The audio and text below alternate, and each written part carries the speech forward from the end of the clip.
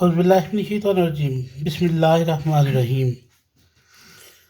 अस्सलाम वालेकुम my students, how are you? Hopefully you are will be fine. बेटा, आपके एग्ज़ाम में, फेडरल बोर्ड के एग्ज़ाम में और पंजाब बोर्ड के और तमाम बोर्ड्स के एग्ज़ाम में एक क्वेश्चन ऐसा भी आता है जिसमें आप लोग एक पोएम से एक स्टैंजा लिया जाता है, एक शेर लिया जाता है और आपसे कहा जाता है इंग्लिश के पेपर में कि आप इसकी तशरीह कीजिए। आप इसकी तशरीह, जैसे उर्दू में एक सवाल आता है कि आप इसकी तशरीह कीजिए, इसी तरह से इंग्लिश में एक शेर दिया जाता है, एक पूरा स्टैंजा दे दिया जाता है। लेकिन मैंने सिर्फ 2 लाइनें लिखी हैं, क्योंकि 2 लाइनें या 3 लाइनें या 1 लाइन ही आपको आपके एग्ज़ाम में दी जाती है। पूरा स्टैंजा तो 8 लाइनों का होता है, 6 लाइनों का। जो यहाँ पर जो ये पोएम है, इसमें 6 लाइनें हैं एक स्टैंजा में। तो पूरा स्टैंजा मैंने कवर करवाने की बजाय मैंने कहा कि जो आपके एग्ज़ाम में आता है आपको उसी के अकॉर्डिंग तैयारी करवाई जाए कि 2-2 लाइन्स और फिर उनकी आपने with reference to context explanation करनी होती है कि इनको रेफरेंस और एक्सप्लेनेशन करना है।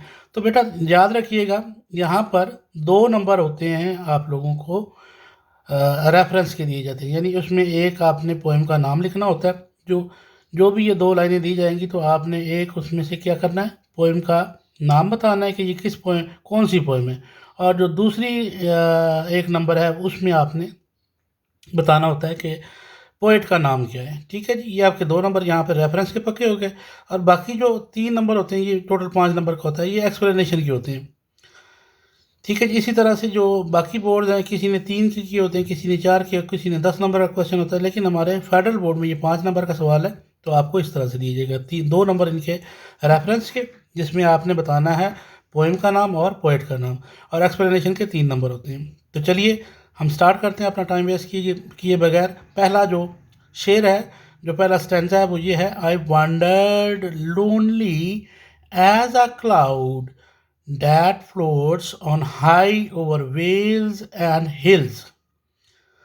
तो पहले मैं इसको बता दूं, आई का मतलब मैं। ये शायर यहाँ पर खुद अपने आप से मुखातिब अपने आप को कह रहा है कि मैं आई वांडर्ड होता है, एक होता है विजिट होता है, हम प्लान बना के किसी जगह पे जाते हैं, सैर करते हैं, तो वो विजिट हो गया। ठीक है जी, पिकनिक होगी, विजिट होगी।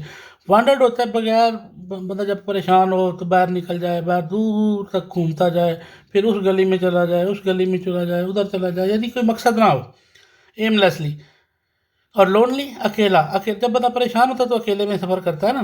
तो आई वंडर्ड लोनली, मैं अकेला घूमता रहा एज अ क्लाउड। अब जो बादल होते हैं, बादल भी अकेले अकेले घूमते रहते हैं पहाड़ों में। कभी आप देखें ना, पहाड़ों पे या सहरा के अंदर एक बादल अकेला ठहरा, सहरा में, कभी रेगिस्तानों में, कभी पहाड़ों पे, वो अकेला घूमता रहता है। तो कहता है मैं भी एक बादल बन गया और बादल बादल की तरह, आवारा बादल की तरह घूम रहा था। डैट फ्लोट्स, जो तैर रहा होता है, ऑन हाई ओवर वेल्स, बड़ी बड़ी ऊंची वादियों के ऊपर, एंड हिल्स, और बड़ी बड़ी पहाड़ियों के ऊपर, उनकी तरह से। तो बेटा ये आपको उर्दू में समझ आ गई। चलिए अब हम इंग्लिश में करते हैं जी। I wandered lonely as a cloud that floats on high over vales and hills.